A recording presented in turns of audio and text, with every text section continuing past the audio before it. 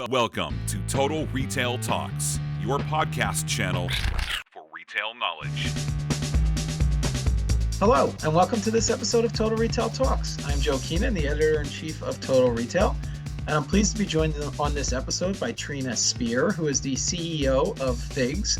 We're going to talk to Trina about that business's launch of its first physical retail store and get to know a little bit more about the business and its future plans. So thanks for joining me today, Trina.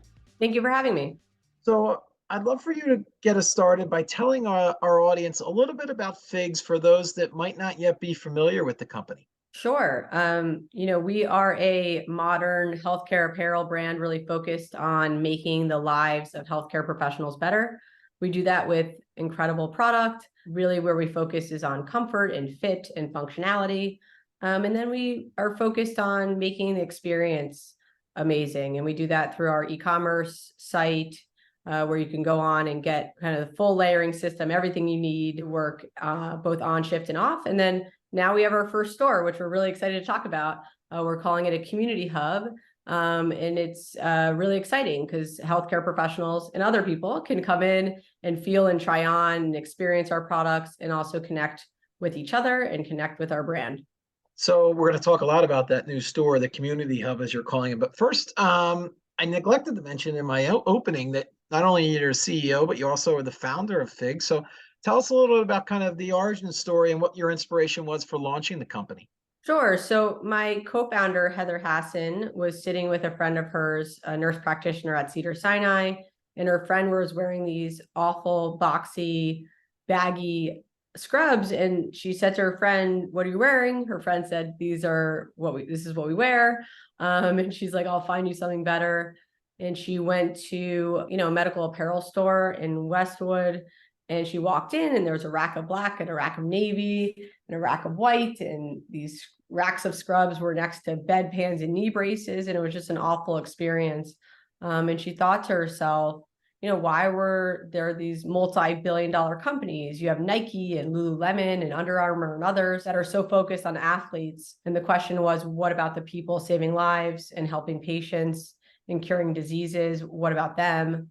And there were no brands really showing up and supporting the healthcare community. And so we set out to change the industry and be the brand for the healthcare community. And so we teamed up in 2012. Over a decade later. And it's funny because that store that she walked into, there are 4,000 to 5,000 stores like it across the country in strip malls. And back then, there was not a solely branded healthcare apparel store. And to this day, there still isn't until our first store in Century City Mall, which we're super excited to share with the world. But, we're the first solely branded healthcare apparel store in the world. Yeah. So you're really kind of an innovator here and trailblazer with this new store. It's a perfect segue into what I wanted to get into. So you mentioned the brand's been around for about a decade plus now. Tell us, in terms of timing, what were the factors that made now the right time to open this first brick and mortar store? Yeah, I think this was always part of our vision, and having a place where people could come and try on and experience our products, connect with each other, connect with us.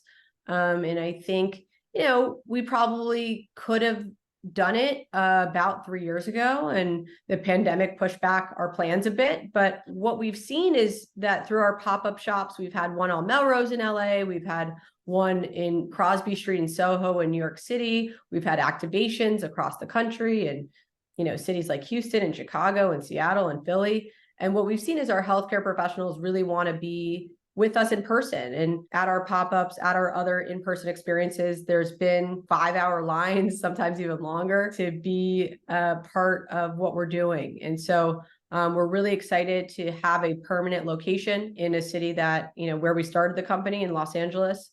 We love it here. And so we're really excited about the different programming and events that we're going to have and how we're going to be able to show up and serve our community in bigger and in more meaningful ways. So you mentioned that you're calling, and correct me if I'm wrong, I believe it's the community hub, correct? Is that what you're referencing this first store location as? Yes, and all of our stores going forward will be called community hubs. That's really how we are viewing them beyond just a shopping experience. Yeah, so that's what I wanted to get into a little bit, Trina, is, as you look to differentiate the store experience and how you make it different than what is potentially out there. It's more than just a place that's carrying product and you go in and that's the only thing. You go in, get the product and leave. Tell us a little bit about what you're trying to do to make it a little bit of a different shopping experience for those coming to this new store. Sure. Yeah. I mean, I think it's about connection, and it's about serving healthcare professionals in really meaningful ways. And so, whether it's events around yoga or meditation, having different speakers talking about mental health, or different types of challenges that our community is facing, we have a pretty large advocacy group within FIGS where we're focused on making the experience of being a healthcare professional better. And we're doing that with our Awesome Humans bill that we put forth to Congress that's focused on patient safety and better nurse to patient ratios. It's focused on mental health and alleviating burdensome paperwork, and a whole host of other issues. But this is something that we can have talks and get together with our community to talk about these issues and do it in our stores, right? And have that place. And we really are viewing it as almost like a third place, right? You have your home, obviously, where you live. You have your work. For our people, that's healthcare institutions. And this is the third place that you can come and feel, like you have a safe space to talk about what you do and how you're doing it, to connect with others in your field and outside of your field, and connect with us as a brand and how we can show up and serve you better. So the new store is just one of the customer engagement touch points for FIGS. You talked about very briefly, but maybe the e-commerce site and how that's kind of built the experience and what your consumers expect, kind of that high touch experience that they get when you go into FIGS's website. Talk a little bit about how you're working to integrate the channels and merge them together for kind of that holistic experience for those that are shopping from FIGS. Yeah, I mean, I think as a digitally native direct-to-consumer brand, we have a big advantage where everything from day one has been digital. And so, we really know our customers. We know who they are and where they live and where they work, and we have so much information. And so being able to connect all the different touch points across social, across e-com, across now our stores is really important. All in the vein of giving and providing a better experience. So when you walk in, we know what you need to do your job. We know what color your hospital standard color. We know how you need to complete your layering system, from our underscrubs to our fleeces and our vest, our compression socks. Which areas do you need to outfit yourself to work, at work, from work, on shift, off shift, head to toe? And so having the amount of data that we have, having the ability to provide a really great experience, both online and offline, and having that connection between the two is really important. And it will continue to drive loyalty and lifetime value. And it will continue to help us understand our customers better so we can serve them better. Yeah, and one of the things that I think I've heard you mention a couple of times, Trina, is the plural stores. So, we have this first location that we're talking about in Los Angeles. Are there future plans for kind of growing that footprint in other areas? Talk a little bit about the company's plan for brick and mortar going forward. Sure. So we have the store in Century City Mall. We're opening a store in Philadelphia on Walnut Street early next year, which we're super excited about. This is a bit of a larger footprint. It's about 4,000 square feet. It's 2 floors. So that the top floor is going to be more centered around our community programming, which we're really excited about, that I just talked about. But there's more to come. There's more to come. Our goal is to have and we're not yet announcing the exact number, but a number of stores across the country where we'll be able to show up and serve our community, close to hospitals, close to healthcare institutions. We want to be close to our people, so to make it super easy for them to get what they need and to connect with us and connect with others. And that brings up a follow-up there in terms of locations. And you mentioned you've collected so much valuable data about your customers over the years, with transactions online and learning about them online. Is that kind of helping inform your planning as you go about thinking about physical footprints and what cities and what parts of the country might be the right fit for FIGS? Yeah, I mean, I think we have an incredible ability to kind of know where to go next, right? We're the largest digital brand. I believe there might be maybe one or two around our scale, but we are one of the largest digital brands on the planet. So what that enables us to do is really know where our customers are and where they're engaging and how they're engaging with us. And so we know where to go next. And Philadelphia is a large market for us, but we're really underpenetrated. So there's a large number of healthcare professionals in Philadelphia, for instance. 1 in 6 doctors are trained there, and so it's a great place for us to be. And we can, drive brand awareness and also engage in really great ways. And so utilizing traffic data, utilizing obviously our sales data, and also utilizing where healthcare professionals are and where they work. All of that kind of helps us determine the location for our stores, our community hubs, and also determine the format, the footprint, and how we want to show up and provide the best experience we can. So we've talked a lot about brick and mortar as a growth channel for FIGS. I'm interested to get your take, Trina, and other growth opportunities that you're targeting and thinking about specifically around FIGS, but also the greater healthcare apparel industry. Are there other trends that you're kind of eyeing and thinking there are opportunities there for FIGS? Yeah, I mean, this is it's an $80 billion industry. We have about a 5% market share in the US. We have less than 1% market share internationally. And so there's so much runway. And yes, brick and mortar stores, community hubs is a huge growth lever. But on top of that, the international opportunity is massive. We grew 81% from an international perspective last quarter, year over year, which was great to see. And there's much more to come on that front. And then the other area of the business that we are really excited about is our teams opportunity. So healthcare, as you know, is becoming more and more consumerized and personalized.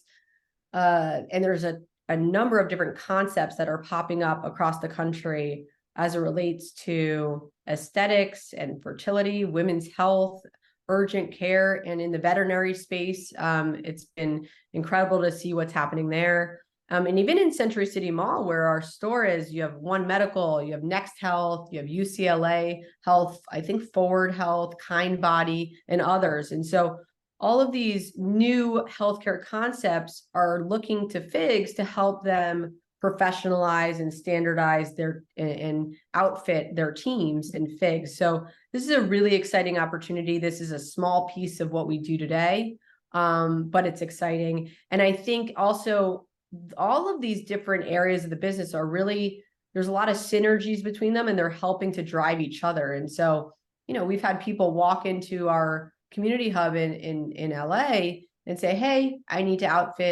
would love to outfit my team in FIGS. We have one clinic here, but we have another 80 clinics across the country. And so, it's really exciting to see how the interplay between all of our different channels, even what we see between our e-commerce business and our community hubs, how people are shopping online and then coming to our stores, shopping in the store, returning online. And so there's a lot of different ways that people want to engage with the brand, both offline and online. You didn't mention this, and I probably should have asked it earlier, but is wholesale a part of the business? And when I kind of raised my awareness when you talked about that international business, is that all direct to consumer? Are there any wholesale partners? And if not, is that potentially part of the future for the brand?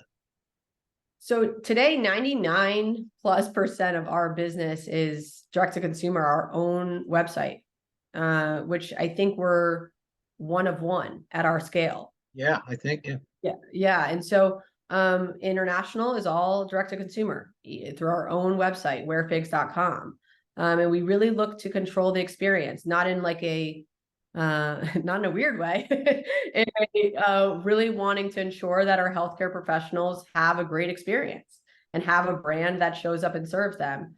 And so not to say never, but wholesale, we haven't really seen a wholesale partner that makes sense for us. We haven't really, there's not a lot of companies out there that are aligned with how we think about the world and how we think about our community.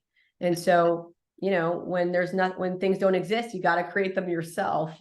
And so that's what we're doing. We're doing it with obviously our e-commerce business. We're doing it with our teams business. We're doing it now with our community hubs. And hopefully that changes in the future. We would love great partners.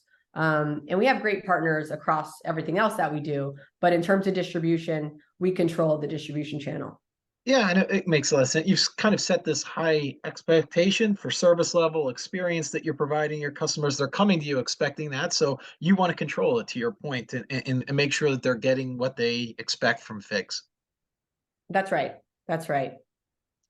Great. Well, I want to take the opportunity to thank Trina Spear, who again is the CEO of FIGS, for joining us on this episode of Total Retail Talks, and kind of telling us all about the launch of its new store in Los Angeles, as well as future brick and mortar stores coming. So thanks for taking the time today, Trina.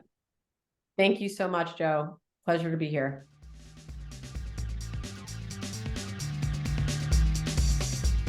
Thanks for listening. For more information on this podcast, please check out our podcast channel page at mytotalretail.com/podcasts for show notes. Total Retail Talks is available on Apple Podcasts, Google Podcasts, Stitcher, and Spotify. Make sure to subscribe on our podcast channel page as well. If you've enjoyed this episode, please take a few moments to rate and review this podcast. Thanks, and until next time, this has been Total Retail Talks.